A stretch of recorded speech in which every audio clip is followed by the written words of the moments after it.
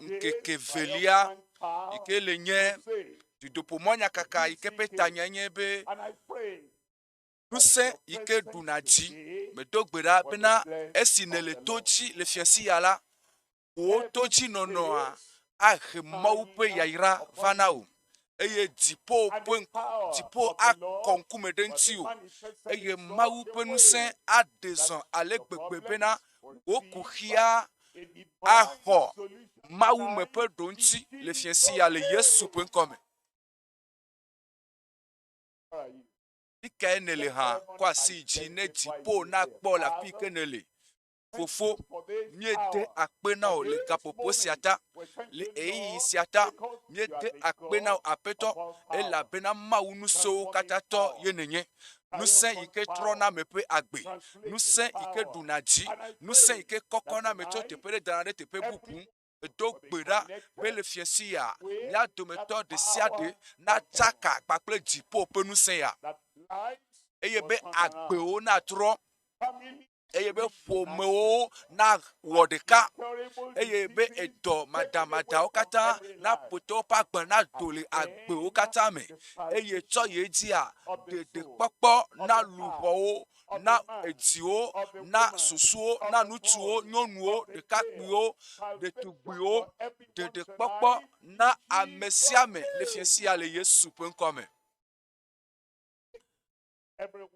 na cho amesiame akoko amesiame de jiwu afi wo le fifi na do pe wo nusenji le agbesi agbeme akpe na o apeto le Yesu penkome emie do pe dale mawu ne yirao ranyifa nyele kpo Yesaya pe akpale ta blanefo aton eye makle bla for de kelia Yesaya ta blane for atolia bupi bla for de kelia ebe mi bloe eye mi heve wade Adam plewo nowo amekana wo senusiawo gbade gbeke eye wo bloe to blemake nye Yehowa ye ma wadeke mekpede nunye o enye nyamawu eye wo nye dela eye ma wadeke mekpede nunye o ekpukpu blafe fo feliame mi anyigbaji pe mlenuo kata mi trode nunye eye mina wa honami ela pena nyenye mawu deke megali o afia mawu ntonto ele nu pom na amesiame ele nu pom na o le afi kenele wo yikele radio agbo ne le gbenye sema se gome bena apetwa ele nu pom na o egbea eye ele gboro bena nyenye mawu eye amiade kemele anyigba ya ji yike nu sede lesi alo waso nu sede so gbakple o ebe nu sede kemeli gbakple yepe dede pe nu sea yepe nu wowo pe nu sea yepe doyoyo pe nu sea mawu le globena mawu bubu adeke meli ike sogbakple o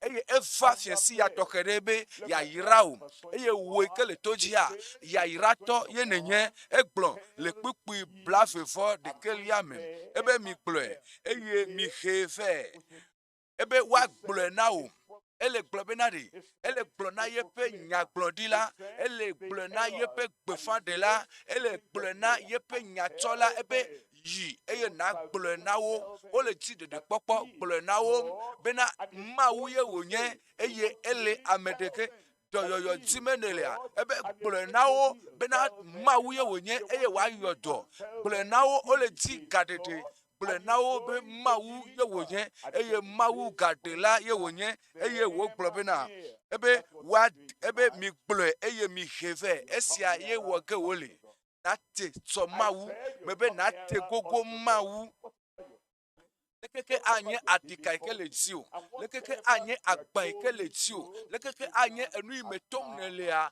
dontia eva do no fiesi ya na tutu adati dale nukuome eye wa tutu nu katajo eye wa cho agbewa atro agbewa le fiesi ya le Yesu penkome egblobe nanko egblobe ebe eye mi heve wa de adam kple wo newo ameka na wo senusia wo gbade gbeke o ebe le gbade gbeke egblɔe eye esi wo gblɔe le gbade gbekeke o me la ele gblɔ be mawu yi ke metrɔna o mawu yi ke elolo eye wonye amenuvela le gbedegbe nukekewo mea nenema ke wo gale egbe sia ele nu nyui aɖe wɔ ke le agbewo me atrɔ agbewo eye wòatrɔ agbea atrɔe keŋkeŋ eye wògblɔ be le gbadegbe nukeke ma me eye wògblɔ tso blema ke ebe nye Yehowa meva be maɖe Israelviwo eye mekplɔ wo to egbea dzi eye meɖo woƒe hiahiãwo katã nu na wo eva me alo meva mo ebe medɔ vinye Yesu Kristo ɖela Yesu Kristo eye ebe ame sia ame yiwo katã va egbɔ la wokpɔ ɖeɖe eye wokpɔ dɔyɔyɔ eye enu yi Mawu gblɔ be ava mea eva me ebe gblɔe na wo bena eva me le blemaŋkekewo me ebe enye Yehowa enu yi megblɔa mewɔe eye magawɔe ebe Mawu aɖeke meɖe nunye o Mawu aɖeke mekpe ɖe nunye o ŋusẽ aɖeke mekpe ɖe nunye o Mawu ye wònye tso mafɔ me eye nye Mawu eye eya ma aɖo kuxi wa ŋuti na wo ele gblɔ be Mawu dzɔdzɔetɔ ame ɖe eɖo nu gbe na wo be te gogoe eye esi ne te gogoe ame aɖe yi ke tsɔ dzidzɔ kpakple aseye tsotso tso dziƒo sɔ da ɖe agbewo me enye Mawu dzɔdzɔetɔ mekpɔna ame ŋkume o eye metsiana ame me o Mawu ayra ame ya ayra ame ma ayra ame sia me Mawu ma ele gbɔwo le fiesi ya eye awɔ enu gã aɖe yi ke maŋlɔ be gbeɖe o le agbewo me le Yesu ƒe ŋkɔ me egblɔ be ɖela ye menye Mawu ma eɖena me Mawu ya aɖe wo le fiesi ya bebe ɖe aɖe wo le fiesi ya eye egblɔ bena Mawu aɖeke mekpe ɖe nunye o mina miakpɔ kpukpui blavevɔ velia ke egblɔ bena mi anyigba ƒe mlɔenuwo katã mi trɔ ɖe nunye ebe megatrɔ ɖe wo ŋutɔ ɖokuiwo ŋuti o megatrɔ ɖe legba ŋuti o megatrɔ ɖe wo ŋutɔ wo dzɔdzɔenyenye ŋuti o ebe trɔ ɖe nunye ebe mi trɔ ɖe nunye ne miakpɔ ɖeɖe eye mina woaxɔ na mi eye bena ɖe yiwo katã le dziwoa nakpɔ nuɖoɖo nɛ ebe mi trɔ ɖe nunye eye mina woaxɔ na mi trɔ ɖe nunye eye miakpɔ dɔyɔyɔ mi trɔ ɖe nunye eye miakpɔ gaɖeɖe mi trɔ ɖe nunye eye miado go tso kuxi ma me eye agbe yeye asu mia si agbe mavɔ asu asiwo ebe mi trɔ ɖe nunye fiesi ya ne le trɔ ɖe aƒetɔ la ŋutia aɖe wo ebe ayɔ dɔ na wo aɖe ga wo kɔkutima bablama yi ke me ne lea agba kɔkutia eye wòaso kamɔ na wo le Yesu ƒe ŋkɔ me mi trɔ ɖe nunye eye mina woaxɔ na mi anyigba dzi ƒe mlɔenuwo katã ame yiwo katã le afi ame yiwo le Israel ame yiwo le Egypte ame yiwo le Liban ame yiwo le Arab ame yiwo le Amerika ame yiwo le Canada ame yiwo le abloti afi sia afi yi ne le mi trɔ ɖe nunye mi anyigba dzi ƒe mlɔenuwo elabena egblɔ bena ebe nye la nye nye Mawu ɖeke megali o Mawu nya yi gbeƒã ɖe me le na mi le fiesi ya yeƒe tanya yenye be Kristo ƒe ŋusẽ Kristo mía ɖela ƒe ŋusẽ yi ke trɔna enuwo Kristo mía ɖela ƒe ŋusẽ yi ke trɔna nuwo ke enu tɔ̃ ye mi la le ŋku ɖe ŋuti enu gbãtɔ yenye ƒodalawo eye evelia yenye trɔtrɔ eye etɔ̃lia woakɔkɔ o ada ɖe teƒe bubu ame yi wode abi woƒe dzidadawo ame geɖe wole fu kpem le xexea me eye wo ŋutɔ womatem akpe ɖe wo ɖokuiwo ŋuti o elabe míaƒe dzidadawo wɔe be míegbɔdzɔ miape nuvon webe mie gbojo eye miape nuvon di wowo webe na mie gbojo esia egome nyibe ame nuvon di ke mie wo enuvon di yike mie do enuvon di yike mie sode miape agbemea ede abimianchi eye ele de abi amekweto katanchi eye le emanchi la mie le fukpem le nu pom tso enu sike we enu ike hekuhiava enu ihe fefesesiava enu ihe toleliava enu ike hefukpekpe ike le mikata miaji abe amegbeto ene le anyigba ajia ye miape jidadawo miape vodadawo ye heve eye evelia mawu anutete lesi mawu atweke o pronambe amen atro agbewo probe amen atro agbewo probe amen eye enu gbegble dekpekpe enu gbegble siade yile agbewo me atroe nu kantio elabe evelia nuse trotro ike avame na dono ike gbojo eye titi leji e o leji apetoa lebe aw meleji Yesu nyematema de dokunyode nyematema tro agbenyode nyento nyematema yododo kunyode nyematema de gado kunyo gake mawu de le chipo eye mawu ma le klobe esi ebe ma ne klobe ma yegbo eye esi ne fe do mawu ma gbo a mawu ma adem eye wa tro agbenye fiesi ya ye konye fiesi ma neleji apetoa eye didi de le mewo ejiwa ele dro mawu fefie eye ne bobo dokio na mawu ene probe apeto de lanye apeto doyo lanye apeto gade lanye ewenye ameiji mele trotro ike faname na amei dono ke gbojo eye wo le ji Yesu eye wo le ji apetoa trotro afame na do libe na trotro le sese de masela trotro eye ne le fonu dikanya eye na gbobe le kentie mele aleo lukata ya agbenya le ale agbenya dota aleo mele ji trotro mele ji dede popo eye titi le mewo bena nade ne tro na kpobe fiesi ya yenye fiesi ke dede popo avana o fiesi ya yenye fiesi ke gadede blipo aswasio eye fiesi ya enye nukunu pe fiesi eye enu tonlia yenye be wa kokko aso dade bo yike o lechina eye wo ko futafuta ejibe ya tro ale kokko akokko to afinele eye wa cho so dade tepe kokoto ijimnelia ye apeto akoko daru ele wogena o mebe ele wogena o enu gbanto yenye didada eye velia trotro eye etonlia yenye be amekoko minamia kpo enu gbanto yenye amegbojo to yikele fukpe mo dabie nti aye pe didada o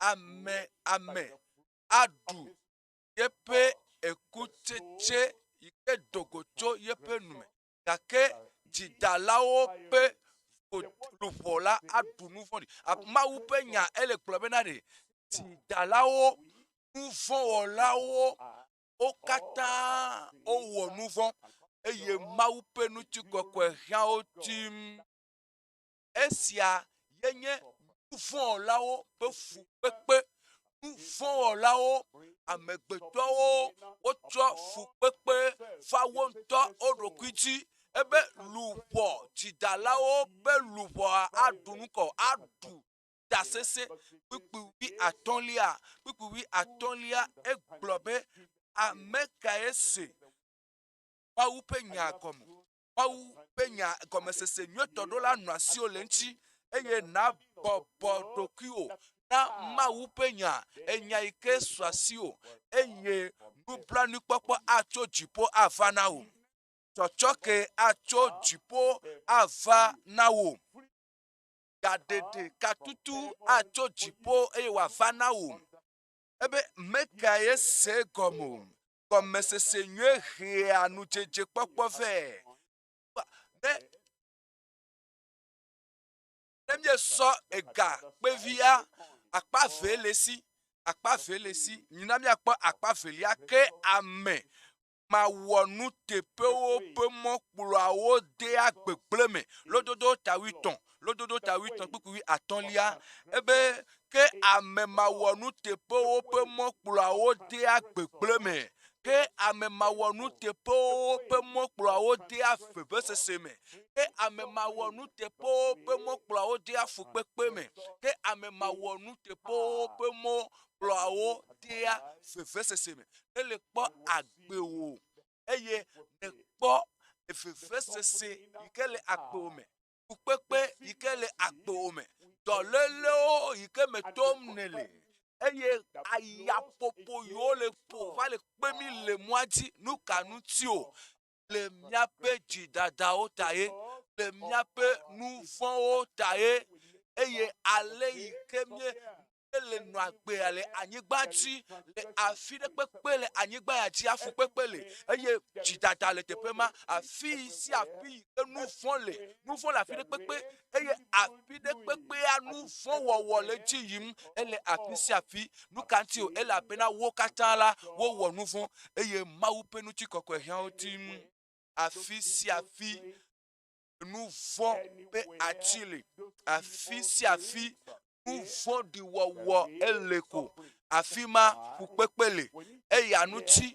ye wòhiã bena míatutu míaƒe dzidadawo dzo ele bena míaɖe nu vɔ̃ wɔwɔ dzo ele bena ɖe míaƒo nu tso nu vɔ̃ ŋuti ale elabena nu ka nu vɔ̃a ye nye enu yi ke le he fukpekpe va míaƒe agbewo me. Mina míakpɔ Yesaya tabla 50 kpukpui gbãtɔ Yesaya tabla 50 kpukpui gbãtɔ kpɔ ɖa Yehowa ƒe alɔmeto ɖe me be maxɔ na ame o eye yeƒe to metsi be mase nu o.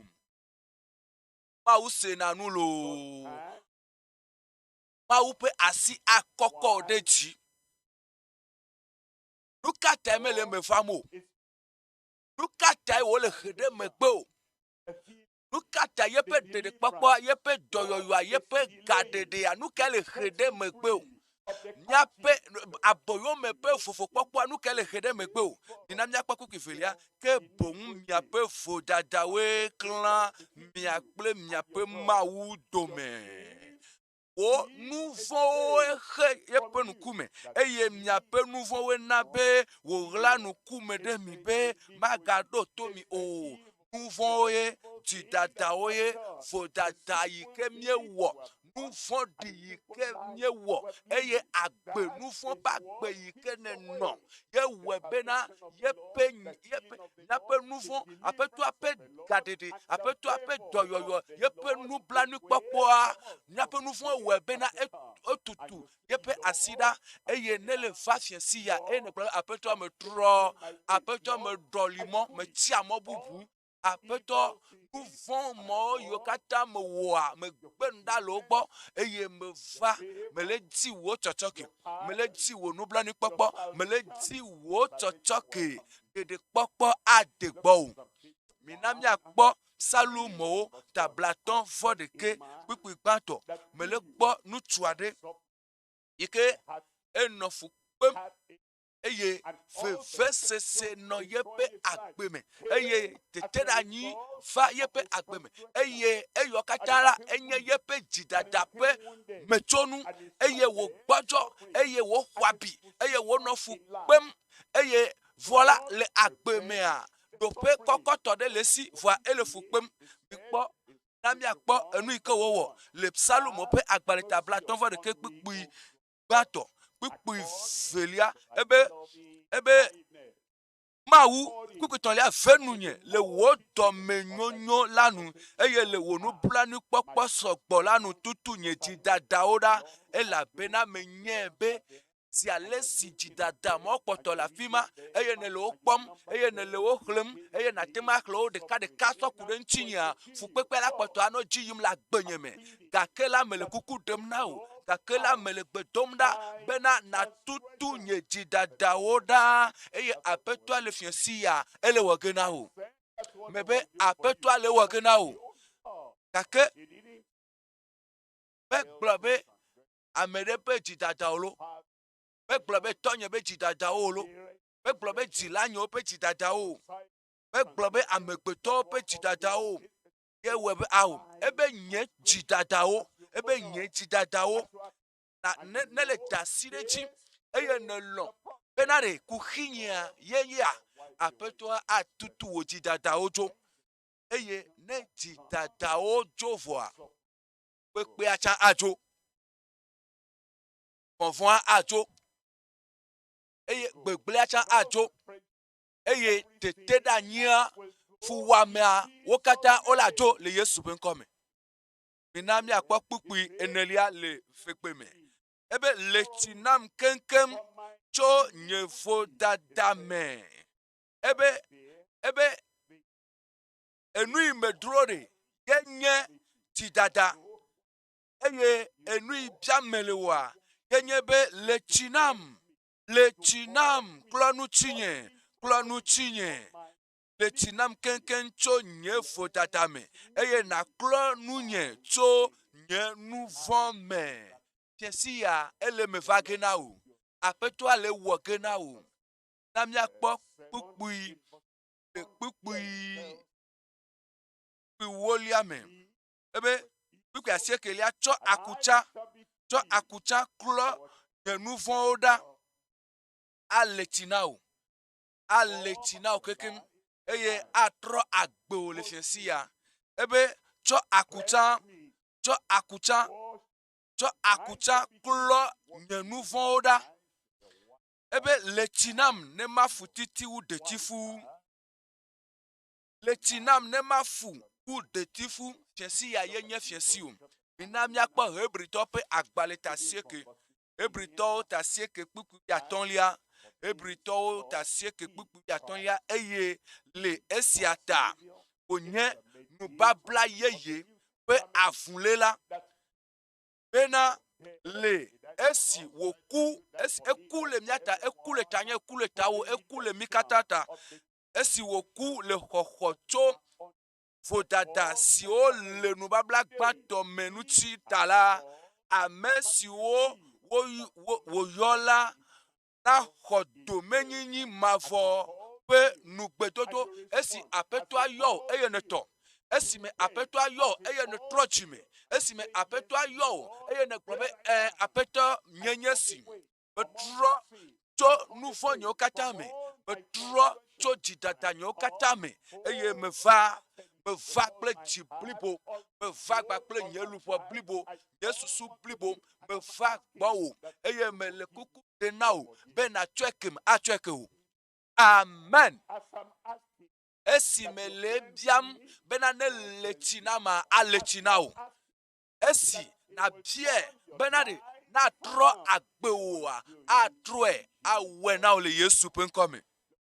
Mina miakpɔ kpukpui blavevɔ adrelia egblɔ le kpukpui blavevɔ adrelia me eye ale si woɖoe na ame be wòaku zi ɖeka eye esia megbe eku tonu kɔ na kpɔkplɔdzo kafi ne aƒetɔa ne wòava eye wòakplɔ mawuviwo adzoe ame kɔkɔewo adzoea eɖoe na ame be wòaku zi ɖeka eye esia megbe wòakpɔ ʋɔnudɔdrɔ̃ la esia gɔme nye be dzidadawo katã nu vɔ̃wo katã nu vɔ̃ ɖiwɔwɔwo katã nu vɔ̃ ƒe agbenɔnɔwo katã wohe fukpekpe va amegbetɔ dzi le anyigba ya dzi ne ame aɖe metrɔ le yeƒe dzime o eye wòkpɔtɔ le dzi yim le nu vɔ̃ ƒe agbenɔnɔ ma me le dzidada ƒe agbenɔnɔ ma me le nu gbegblẽ wɔwɔ ma me kakakaka va na eyiyɔ ƒe nuwuwua eye wòku le nu vɔ̃ mea tsɔtsɔ ke meso si kafi wòku o eku le nu vɔ̃ me eku de kpɔkpɔ manɔ me woɖoe na ame be wòaku zi ɖeka eye ema megbe la ʋɔnudɔdrɔ̃ ye wòakpɔ eye fukpekpea aka ye dzi ne le egodo sɔ yi ɖe mavɔmavɔ me. Esia nutsi ye mieva aƒetɔa gbɔ le fiesi ya. Bebere ema nutsi ye mieva aƒetɔa gbɔ le fiesi ya. Eye ne le va aƒetɔa gbɔ atsɔe ke o. Ne le va gbɔa atsɔ dzidadawo katã atsoe ɖa le agbewo dzi eye atrɔ agbewo. Amen. Ɖe ɖi le aƒea me ma se. Amen. Ɖe ɖi ma se. Aƒetɔa atrɔ agbewo. Atsɔ wo. Eye wòatsɔ nu vɔ̃wo ke wo. Eye ne tsɔe ke woa, atu ka wo. Eye enuwo katã ato vovo. Enuwo katã atrɔ le agbewo me le Yesu ƒe ŋkɔ me. Nu ka ye ekpɔ le agbewo me? Nu ka ye miedo dzesi? Woado dzesi le agbewo me. Esi me ye ɖeɖekpɔkpɔ ma ava na wo. Eya ekplɔm yi ɖe ɖoƒe velia ye nye trɔtrɔ na nu vɔ̃ la yi ke gbɔdzɔ eye dzidzi le me. Ele dzi trɔtrɔ. Agbe ƒe trɔtrɔ ava.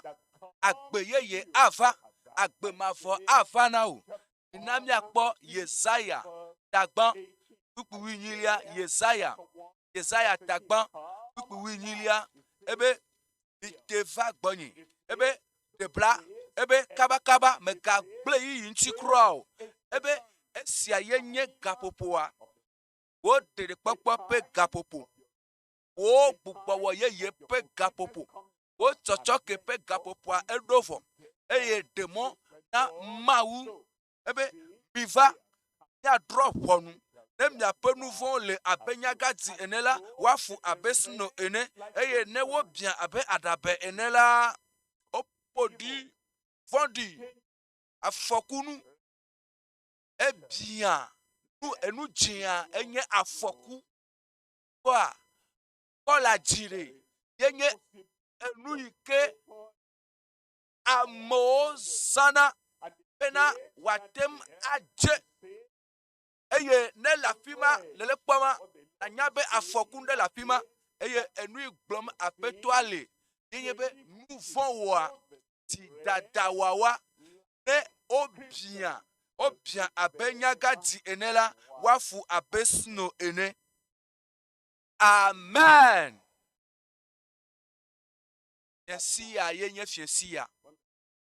Eye aƒetɔa atsɔ dzidadawo katã. Atsɔ nu vɔ̃wo katã. Aƒetɔa atsɔ enu yiwo katã yenye nu gbegble nu vɔ̃ɖi le agbo me. Eye ne ʋue me. Eye ne gbenu ɖa le gbɔ. Eye ne gblɔ be aƒetɔ nye si le tsi nam. Klɔ ŋutinye. Tsɔe kem. Atsɔe ke o. Egblɔ be mina miakpɔ kpukpu asiekelia. Kpukpu asiekelia. Ebe ne mielɔ. Ne le lɔlɔlɔ ma. Ne agbe mavɔ ƒe nya ne lɔa. Tsɔtsɔke ƒe nya ɖe le lɔa ne dasi ɖe dzia. Wo katã woatutu wo dzo. Woakplɔ wo dzo. Ne mielɔ. Eye mieɖo to la. Ekema miaɖu anyigba ƒe nu nyuietɔ. Le anyigba ya dzi ɖe. Aƒetɔa ŋutɔ akpɔ ta wo. Ale be na wo. Eye tɔtrɔ manɔ me. Agbe ƒe tɔtrɔ manɔ mea. Eye le agbe ya megbe. Ne le xɔ Yesu vɔ le agbe ya megbea. Nadzo ayi ɖe aƒetɔa ƒe ŋkume. Eye naɖu anyigba nu nyuietɔwo. Nu vɔ̃. Dzimetɔtrɔ ne le trɔ dzime. Eye ne kpɔ ɖeɖe. Eye agbe yeye sɔ asi o. Tsɔtsɔke sɔ asi woa.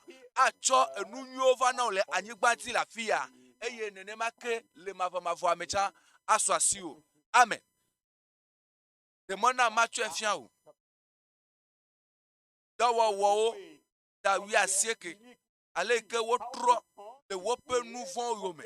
Ale ke wotrɔ le woƒe dzidadawo yome. Ale ke Mawu yeƒe dɔmenyɔnyɔ, yeƒe tsɔtsɔke. Mawu ƒe dɔmenyɔnyɔ agbe mavɔtɔa ege esu wo si. Dɔwɔwo da 19 kpukpu nyilia egblɔbe eye ame siwo xɔe se la dometɔ geɖewo hã va eye woʋu me hele woƒe nuwɔwɔwo fiam eye ame geɖe siwo ka afa la wotsɔ woƒe agbalẽwo wonye be yewoda vo wonye be yewowɔ nukpekple eye nukpekple mawo he fukpekpe va yewo dzi wotsɔ wo va eye wotsɔ woŋutɔwo va eye woxɔ Mawu dzi se eye wosi woxɔ Aƒetɔa dzi se la woʋu woƒe nu vɔ̃wo me. Mina míakpɔ kpukpui 19 le kpukpui 19 me eye ame geɖe siwo ka afa la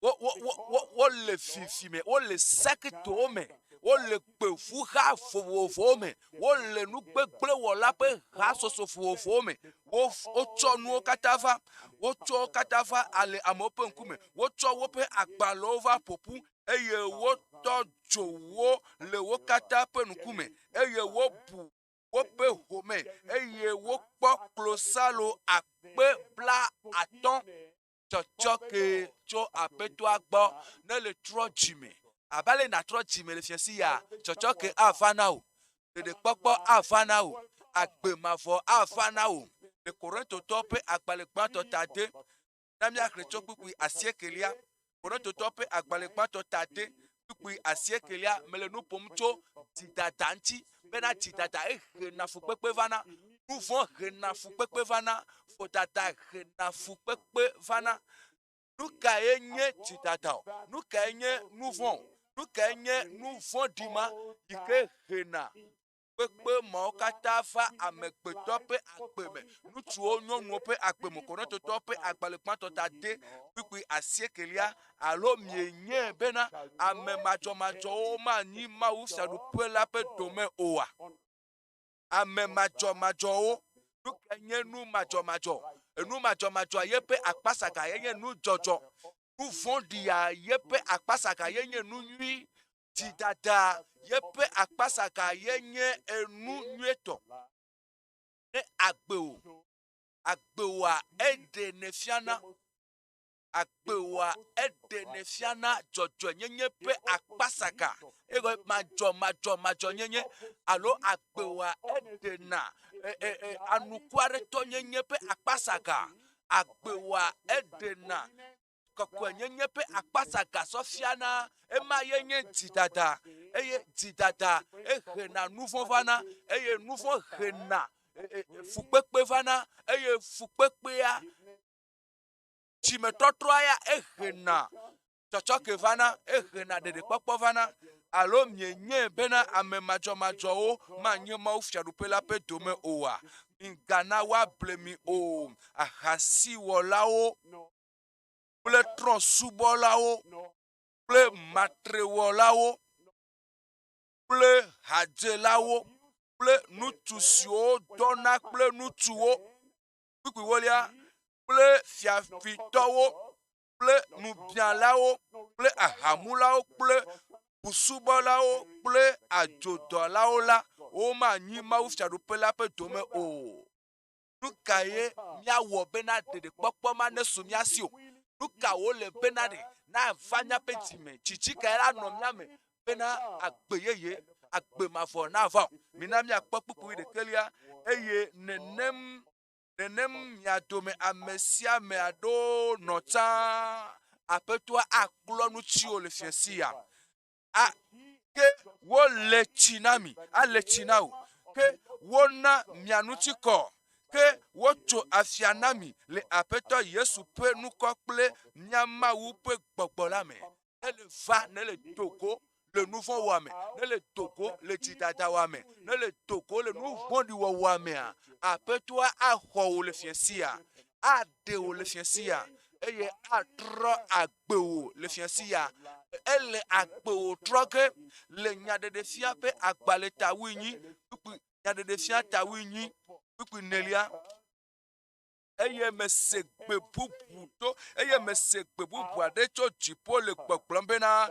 mi ame siwo nye nye dukɔ la mi dogo tso me egɔme nye be eke nɔ Babiloniatɔwo ƒe ɖi nɔ me o Babiloniatɔwo ƒe agbe le me o Babilɔnuvi Babylone pe tejeme Babylone pe dipopo nonutio eye ne fukpekpe va ɖokuiwo oji le anyigba dzi le teƒe ya eye medzi be ya kpefu le anyigba ya dzi vɔ agava kpefu le egodo ele nɔ be na wɔ naɖe na dogo le me dogo ebe mi dogo tso me bene miagade ha kpli le yeƒe nu vɔ̃wo me o eye bena miagaxɔ yeƒe fuwɔamewo ƒe ɖeke o ne le dogo le me la tsɔtsɔke nɔ te kpɔ da ɖe sã eye tsɔtsɔke anye tɔ o agbe mavɔ le lalawom eye Mawu ƒe nublanuikpɔkpɔ ele lalawom ele nɔ te kpɔ o eye Mawu ƒe amenuveve hena ɖeɖekpɔkpɔ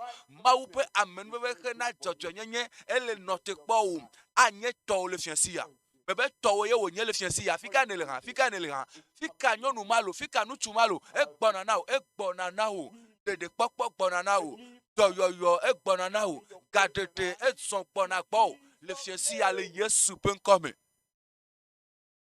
Enu tɔ̃lia enu gbãtɔa ye nye dzidadawo eye velia ye nye trɔtrɔ agbe ƒe trɔtrɔ eye enu tɔ̃lia ye nye woakɔkɔ o ame ƒe kɔkɔ ada ɖe luʋɔ yi ke wole tsi na luʋɔ yi ke dze aƒetɔ awɔe be nadze na yeƒe ɖeɖekpɔkpɔ mina ne miakpɔ Kolosetɔ ƒe agbalẽtagbã kpui etɔ̃lia ame si ɖe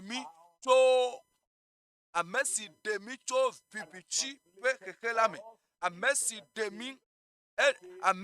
ɖe mi tso vivitsi ƒe ŋusẽ me eye wòtsɔ mi ɖo yeƒe lɔlɔ̃vi ƒe fiaɖuƒe la me etsɔ mi eɖe wò tso Satana ƒe fiaɖuƒe me eɖe wò tso vivitsi ƒe fiaɖuƒe me eɖe wò tso nu vɔ̃ɖi ƒe fiaɖuƒe me esi nedo asi ɖo ɖe be o aƒetɔ ɖem la eye netrɔ megbe do nu vɔ̃ ƒomevi ɖe kpekpe nedogo tso nu vɔ̃ ƒomevi ɖe kpekpe me nedogo tso nu vɔ̃ɖi ƒomevi ɖe kpekpe me eye negblɔ be o aƒetɔ nye nya loo ɖem la ɖem ne makpɔ ɖeɖe eye eyi ma me yi ke nye fiasi ya le agbewò me bebe fiasi ya le agbewò me ɖe akɔkɔ wò dogo tso fiaɖuƒe ma me aɖe wò tso vivitsi ƒe fiaɖuƒe ma me aɖe wò tso nu vɔ̃ ƒe fiaɖuƒe ma me aɖe wò tso Satana ƒe fiaɖuƒe ma me aɖe wò tso fiƒode ƒe fiaɖuƒe ma me aɖe wò tso fukpekpe ƒe fiaɖuƒe ma me ame si ɖe mi tso vivitsi ƒe ŋusẽ la me eye wòtsɔ mi ɖo yeƒe lɔlɔ̃ ƒe fiaɖuƒe yeƒe lɔlɔ̃vi ƒe fiaɖuƒe la me nenema enu ma ye tsɔtsɔke wɔna le miaƒe agbe me enuma tututu ye dziƒo ƒe nublanui kpɔna mea ewɔna le miaƒe agbe me enuma aƒetɔa ƒe ŋusẽ ɖela ƒe ŋusẽ enuma ye yeƒe ŋusẽ wɔna le miaƒe agbe me eɖena mi tso vivitsi ƒe ŋusẽ la me eye wòtsɔna mi sɔ dana ɖe yeƒe lɔlɔ̃vi ƒe fiaɖuƒe la me. Mina miakpɔ kpukpui nelia le kpukpui nelia ame si me miekpɔ fexexe ɖe ta le fiasi ya esi neva aƒetɔa gbɔa fɔ bubu aɖe ɖa le agbewò me eye fɔ bubua woaɖe tso agɔdzedzea woaɖe tso fukpekpea woaɖe tso ame si me miekpɔ le gaƒoƒo sia me gaƒoƒo yi ke me ne xɔe se eye ne trɔ dzime ɖe fexexe ɖe ta asɔ asiwò si nye nu vɔ̃ keke la to yeƒe ʋu me nu vɔ̃ ƒe keke nu vɔ̃ ƒe tsɔtsɔke woatsɔ nu vɔ̃ wò ke o nu ka la sɔ asiwò le fiasia hã mebe nu vɔ̃ ƒe keke gble sese ɖe ma se woatsɔ nu vɔ̃ nyewo kem esi ne va gbɔ eye ne le gblɔ be aƒetɔ le tsi nam ne ma fu ɖedzifu le tsi na ne ma fu ɖedzifu awɔ wo be nadze eye wòale tsi na wò eye agbe mavɔ asɔ asiwò nu vɔ̃ ƒe tsɔtsɔke asɔ asiwò eye wògblɔ na mi le Marko ƒe agbalẽ Marko ta ve kpukpui atɔ̃lia esime Yesu kpɔ woƒe xɔsea enye enyagbɔgblɔ edzena to dzidzi yi ke le me o ye ne ɖe afɔ xɔsea edzena esime ye ne dogo le wo katã me ne dogo le nu vɔ̃wo me eye Bosia, wona nu tina trede jide la me po katanchi eye wo de na fo ekpo wepe kose eye esi Yesu kpo wope kose la egblo na la me tutu to la bena vinye wocho wo nouveau ke o ema yenye ma upe yaira pe gomejeje emia pe agbeme le fiansi ya pe to aponpona woji bébé après toi agblo no bede evinyonu vi eviye nutu ocho nouveau o ke o eye ne chocho ke ma eswasi o ne ma upe de kpekpo pe amenuveve ma egede mewa enu kpotio yikenye doyoyo gadede nouveau egbedodola pe nti dodoa okata afamele agbome inami akpekpi asiekelia le kpekpi asiekelia me kae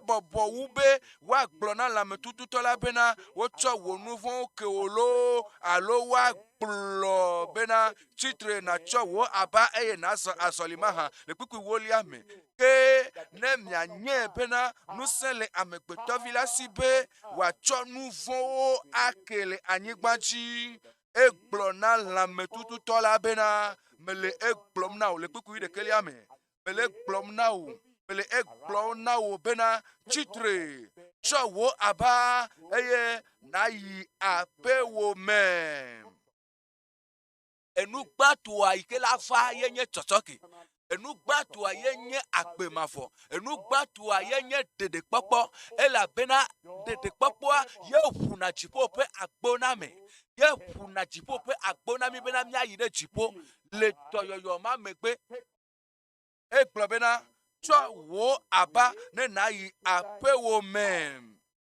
Dinami akpokpukpi wifelia le kpukpi wifelia tete wo titre enu make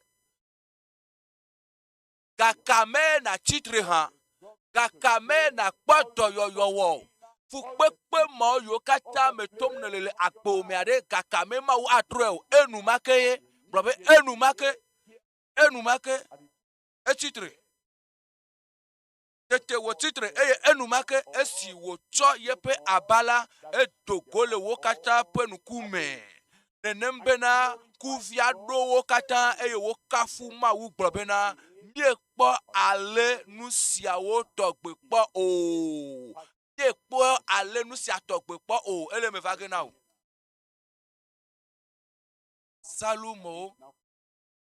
Salumo ta platon for de ke i asiekelia ebe cho akucha gbetoto da we malu cho akucha klo nyenu fonwo da ebe cho akucha klo nyenu fonda ne nunye na di letinam ne mafutiti wu detifu inami akpokpukui wolia lefekpe me ebe na mase jijo ple aseye chocho ne nyepu dede kpokpo pe jijo avana o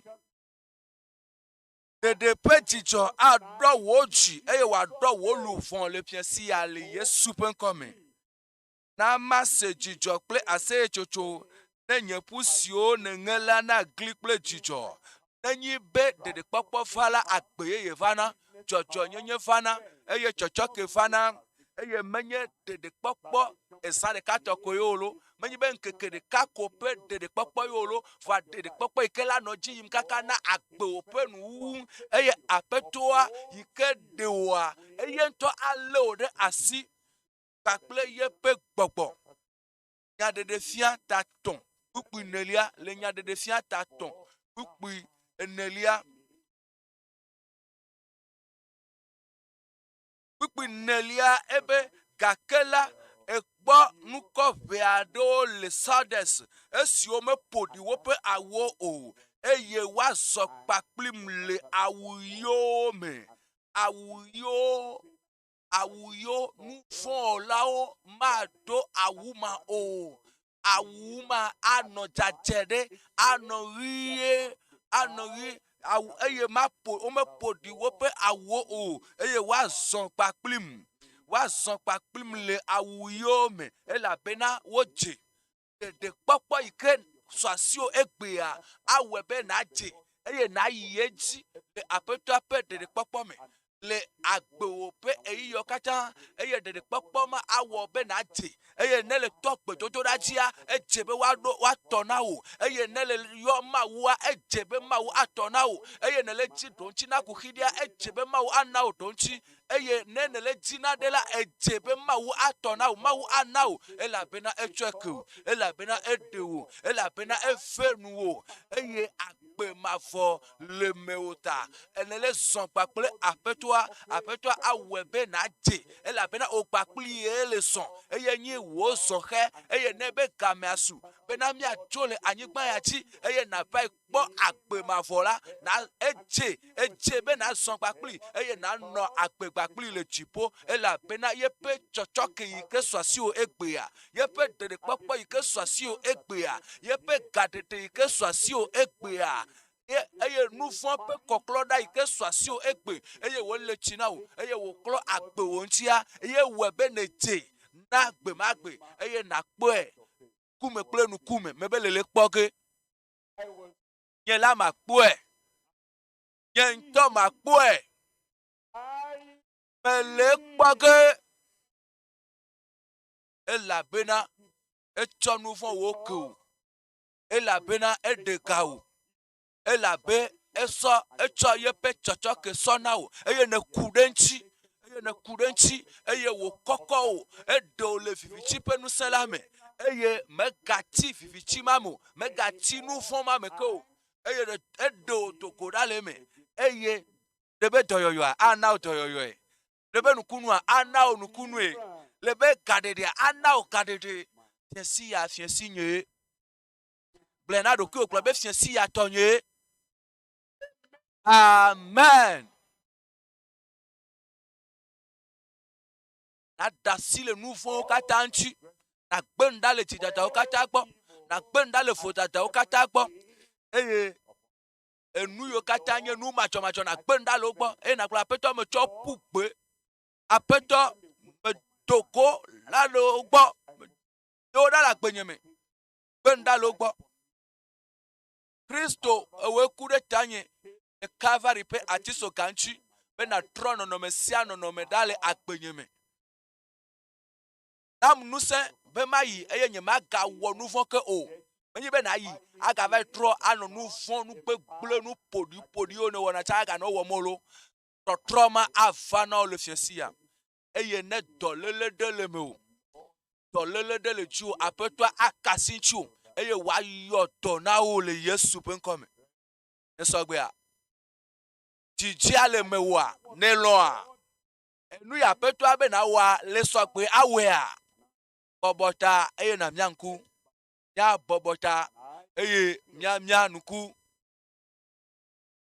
apetwa pe chochoke ele gbesoso dare ma upe nu planu popo na mea ele gbesoso ma upa menu fefe esogbe ele atisope ele awena o ele di chochoke ya ale gbegbe fofo popo nu planu popo dede popo asasio me kafi nelo kwasiji na plapeto melon probe apeto me sogbe apeto me ji be na chochoke nam bele ji wo chochoke la gbenyeme bele ji wo dede popo le agbenyeme ika nelo kwasiji eye na sogbe eye nalon eye na gbona apeto nye maga yeji le nu fon pa gbenono nyameke o apeto nye maga leji yige le nu fon wowo meke o nye maga cho nu fon pa wa atoke o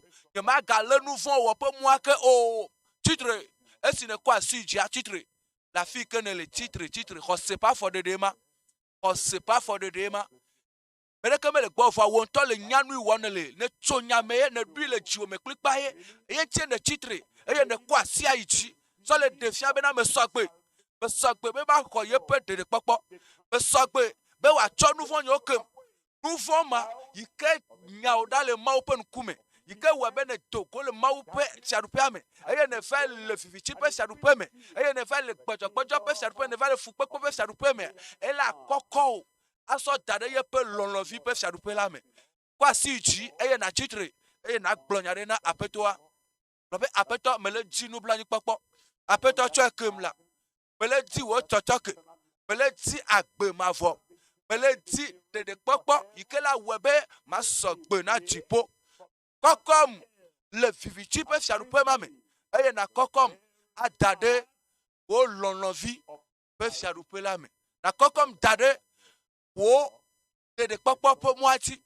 gblɔ na aƒetɔa nu teƒe wɔle nye aƒetɔa eye aƒetɔa sɔgbe atsɔe ke o fifi la asiwo nenɔ dzi eye nanɔ tsitre nu mado gbe ɖa le ta o fofo le Yesu ƒe ŋkɔ nyuia me aƒetɔ kple ɖela meva le nu vɔ̃ lawo katã dzidalawo katã yiwo katã le trɔ le woƒe dzi me eye wole do ɣli le yɔ o be wole dzi wo ɖeɖekpɔkpɔ wole dzi wo tsɔtsɔke tsɔe ke wo le Yesu ƒe ŋkɔ me tutu woƒe dzidadawo katã dzo eye natrɔ woƒe agbewo eye nana wo nublanuikpɔkpɔ kpakple amenuveve be woanɔ agbe dzɔdzɔe le Yesu ƒe ŋkɔ me ɖo kpe dzi le woƒe dziwo me ɖeɖekpɔkpɔ ƒe dzidzɔ xɔname ƒe dzidzɔ tsɔe na wo eye nana wo ɖeɖekpɔkpɔ ƒe ŋutifafa nana wo dometɔ ɖe sia ɖe dziɖuɖu le ɖeɖekpɔkpɔ me bena womaga yi edzi le woƒe agbenɔnɔ xoxotoa me ke wo le Yesu ƒe ŋkɔ me na be wo gbɔgbɔ na ɖi ɖase na woƒe dziwo be wo gbɔgbɔ ne ɖi ɖase na woƒe gbɔgbɔwo be wokpɔ ɖeɖe wokpɔ xɔxɔ wotsɔ woƒe nu vɔ̃wo ke wo eye wolé avu woƒe nu vɔ̃wo le wo gbakple Mawu dome akpe elabe mienye be le wɔevɔ le Yesu ƒe ŋkɔ me ye miedo gbe ɖa le amen Mawu ne yra wo kpɔtɔ nɔ tsitre nu eye toƒoɖolawo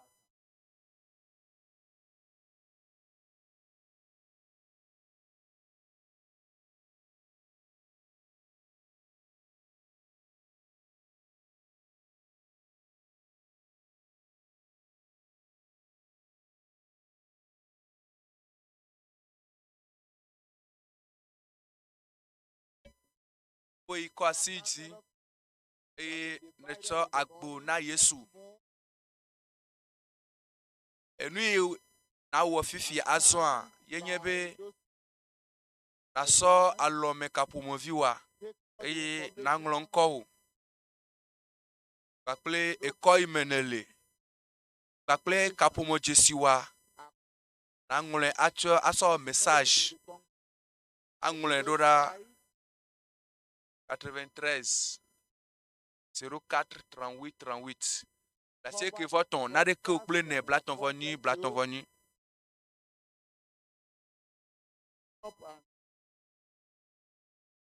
Menya Amerike zi tsi o voa wonto mo nya inese ye gbogbo apore nu o ye ne wo tatia be ya tso ye ba gbe na Yesu ye maga ye ji le nu von pa gbe no ameko ye maga ye ji le adedada alakpa dada mebebule agbe fichifichi be kuyoyo pe agbe ejrewowo pe agbe ye maga ye ji o eye ne kwa siji yo ne do gbe da ple hosi jipo le po jijo de nchi onto jipo le sevivi aseye chocho le ye ji le jipo fifi la leta o eye be na ga do peji be na trotro de gere pa agbe menyawa so phone number wa so phone wa so alome kapomovi wa eye na nglon ko o bakple ko imenelia bakple wonto phone number wa kapomo jesi wa re na ngule eye na tu eroda to placer que voton na de ke oplene platon voni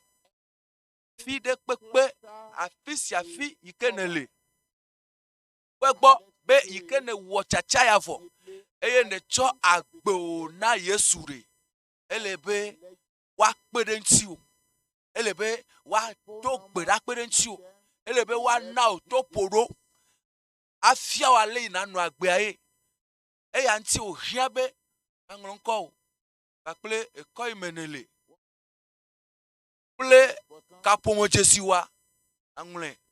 Atueroda. Blasie que voton. Nade que plene. Blaton voni. Blaton voni. No radio agbo eye ne explore. Ne mido. Eye ne semaunya. Eye. Ma utuedo jioji. Eye ne bendale. Hoko to pa gbe kele nono. Ne bendale gbo. Bendale agbe. Hoko to agbo. Eye ne be ma cho agbe nye na Yesu. Be dede popo na so sinye. Be gbe kegbe ma jo la nyigbe ya jipo pa gbo na vunam. Nyame chocho ine woa. Nyame chocho nywe toye. Elebe anglon ko ple kapomo jesi wa na anglon. Ago message alo na WhatsApp. Atuedo da placer que voton.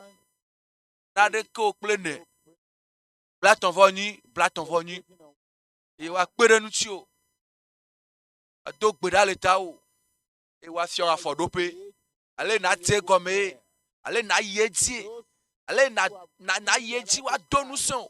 E na yeti le Christ to pa gbenono ame. Novi cho alome kapo mo viwa somo wa. Eye na nglon ko o. Ple koy menele ba ple alome kapo mo jesi wa na ngle atuedo da 93 04 38. You raise up your hand and wave it like wave it.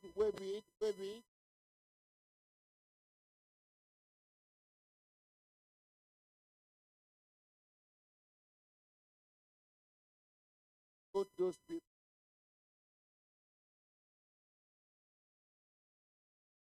Social media. You have given your life to Christ.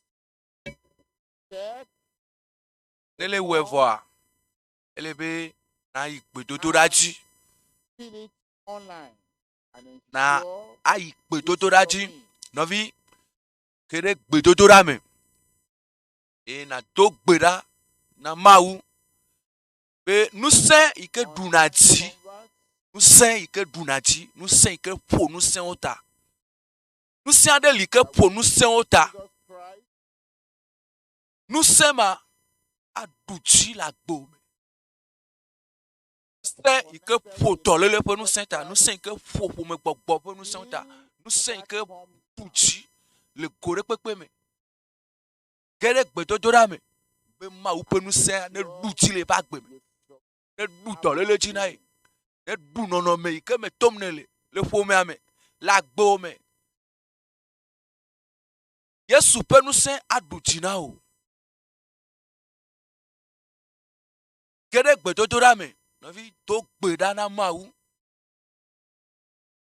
To gbeda eye mau pasi adeson.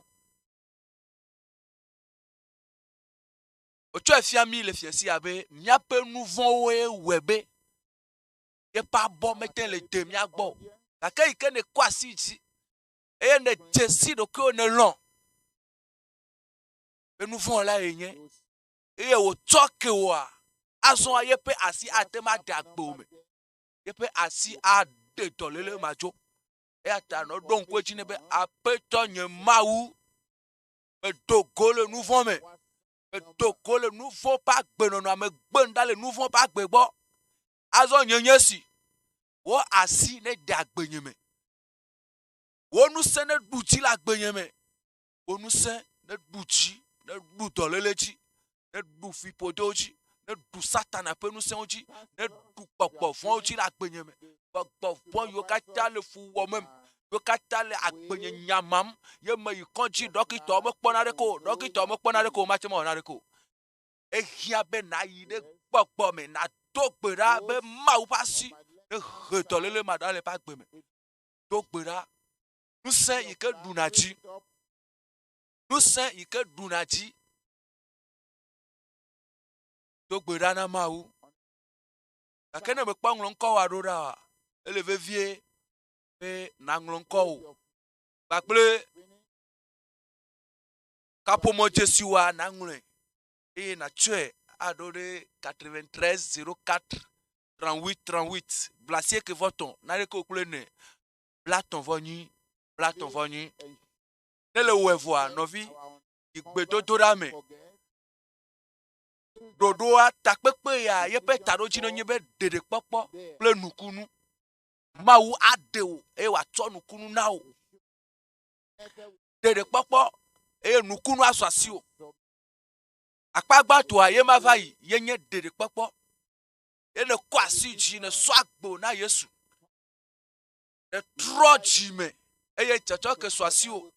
E ne tro jime ne suma uvi azon.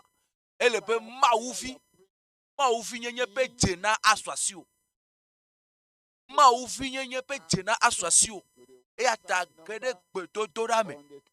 E na do gbe dana mawu. Yo jipo akpo nubla nyina o. Jipo atro domedenchi o. Jipo ayodo na mawu pe nusen aduji la gbo me. Donglina mawu le fiensia. Donglina mawu le fiensia. Mawu pa me a etro gbona. Pastor etro gbona. Eye wa do gbe dale ta o. Tirado ki odobe ya hoye pe nukunu le fiensia. Kunu amada pu o.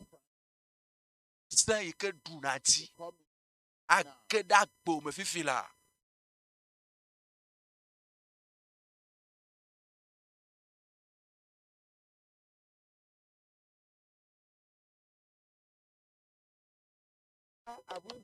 Tidudu penuse. Tidudu penuse. Nusen idunaji. Awo dola gbo me. Megawo kufia o. Novi to gbeda. To gbeda. Nusen ike po nuso katata. Ye gbe neva. Eye ade dolele madro dala gbo me. Plibo pe dolele tension poame pe dolele ma. Atiko wodokpo, konjo wodokpo, dokito wodokpo. Nous sende li du dolele maji.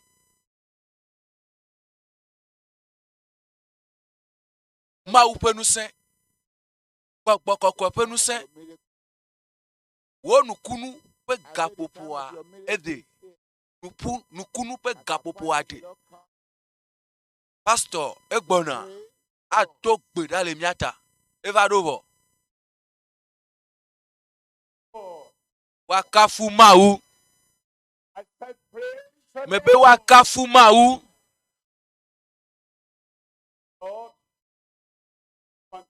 Apetoa to tirudu penu senjia. Acho nukunu adagbo me. Acho doyoyo tenu chilome. Acho gadede now le fiensi ale Yesu pen come. Ame ici nous célébrer wa tcheke ade. Ye ke siye nous célébrer wa yodo. Ame ici nous célébrer wa de amea. Ye ke siye nous célébrer wa de gao. Eye mele kpo le fiensi ya. Eye le kpo. Ebede pomda le anyigba pe mlenu kata mi trode nu chinye. Eye mi akpo dede. Eye mi akpo kadede. Eye mi akpo chochoke. Ela be mawuye menye. Eye de ke megali pede nu chinye o. Le fiensia e va gbo le ehia ike menele tututu ayentie o vado. Eye atro nu sia nu la gbo me le Yesu pen come. Uhi yike le tiwa do Jesi. Eye na jo asi de kaso daroku hiaji dolele aji. Eye na kwa si ifeli aji. Eye nemi do gbeda. Mawu ike do na to gbedodo da wa. Ase gbedodo da. Eye yenye amesiame ike le gbo. Amesiame ike le gbo. Ele gbo apeto le gbo le rajo agbo. Ele gbo la piame. Ele gbo la fisi afi kenele meka dolele ao meka adika ike le akpomo. Apeto le fiensia. To yepe nu senji. To yepe amenu veveme. To yepe mawu mepe nu kunu wowo pe nu siamea. La gbomea awonade ayodowo. Kwasi aji. Eye na so velia aso dare afi ke kuhia le nawa. We ye ameike le tinu kunu ale fiensia. We mawu pe nu se yi ke trona me pa gbe awo do la gbo me eye do lele ma fu pepe ma enu ma yi ke la gbo me etepe titi eye mele demono be na nu agbe ase fifi avo la gbo me wa le fiansi ya apetwa agbanu jeji e wa de nu ma da la gbo me le so gbe ya le loa le kwesi ya ofo le Yesu pe nkome eta pe no fiansi ya ela be mawu nu seto ye nenye ela be mawu ike ma dokpo nu gbedo ye nenye e to wo nya doda eye wo nya ayoto mi to gbeda be apeto wo doyoyo pe nu se ane deson le wo du ko pe agbe me le fiansi ya le Yesu pe nkome wenye mawu ikenye eyama ke choyivayi egbe so yire mafo me mawu iglobe mawu ye menye eye nye metrona o nuse yike trona amepe agbe ane deson tidudu pe nusi ane deson le dono si adono pe agbe me le fiansi ya le Yesu pe nkome Yesu wenye eyama ke choyivayi egbe so yire mafo me eye necha yina eye nele wonunwe eye nele dagbe ameyo kata ji abosamdu nele woge egbe enu ine wo le blemanke komea lele woge egbe we eye atapeto me dogbe da be wo doyoyo penusi anesra eye wa de achu amesia me gbo doyoyo pe asito ame ne fana amesia me pipila eye doyoyo pe da se didi ne kede nusia nu me pipila le Yesu pe nkome nukuma yike gba me de se na be hu eye na kpo nu le Yesu pe nkome adava tagbo gbegble na me pe dolele ma me de se na wo gbogbo ma toko le Yesu pe nkome eye me dogbe da ameyo toku na wo eye nupopo nya gba na wo me dogbe da o mawu to wonu se kakolajia de tokuku ma jo eye na de mumu gbogbo ma jo le Yesu pe nkome me dogbe da ameyo nu tete de le wo pe nu tulame nu tete ma yikele raglape na o ele apotome na o ele afome na o me dese na wo nu tete dokole nu tilama me le Yesu pe nkome apeto me dogbe da be ameyo onye domadama dale la me na o abe cancer abe dikanaku apeto me dogbe da be na trowo pe agbe pipila eye na yo towo tukawo cho cancer masime le Yesu pe nkome